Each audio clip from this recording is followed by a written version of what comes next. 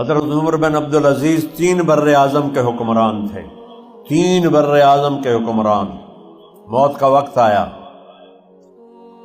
ان کے سالے ملنے آئے، کہنے لگے عمر تیرے 12 بچے بچیاں ہیں، کچھ بھی نہیں چھوڑ کے جا رہے ہو، تیرے بعد کیا بنے گا ان کا؟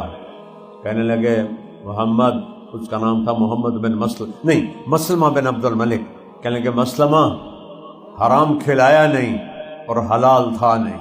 اللہ اکبر، 3 بر اعظم کا بادشاہ کہہ رہا ہے حرام کھلایا نہیں، حلال تھا نہیں۔ پھر کہا میرے بچے بلاؤ، بچے آ گئے، کہا بیٹا میرے سامنے 2 راستے تھے نا۔ وہ کہنے لگے 1,00,000 روپے میرے کو لے لا تے اپنے بچے نو دے دے۔ کہنے لگے جہاں سے تو نے ظلم کر کے کمایا نا وہاں واپس کر دے، میرے بچے اس سے بھوکے ہی اچھے ہیں۔ پھر بچے آ گئے، کہا بیٹو 2 راستے تھے، تمہیں حلال کھلاتا خود دوزخ جنت میں جاتا، دوسرا تھا تمہارے لیے حرام جمع کرتا خود دوزخ میں جاتا، میں تمہارے لیے آگ نہیں برداشت کر سکتا، جب ضرورت پڑے اللہ سے مانگ لینا۔ انتقال ہو گیا۔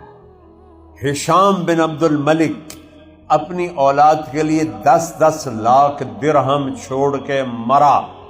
عمر بن عبدالعزیز ایک دمڑی بھی نہیں چھوڑی، چند سکے تھے جس سے قبر کفن تدفین کا پیسہ دے دیا، اور پھر 20 سال کے بعد عمر بن عبدالعزیز کی اولاد ایک مجلس میں 100 گھوڑے اللہ کے نام پہ خیرات کر دیتے تھے، اور ہشام کی اولاد جامع مسجد کی سیڑھیوں پہ بیٹھ کے بھیک مانگتے تھے۔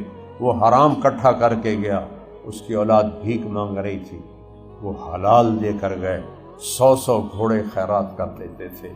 تو بچوں کل کو تم کمائی میں جاؤ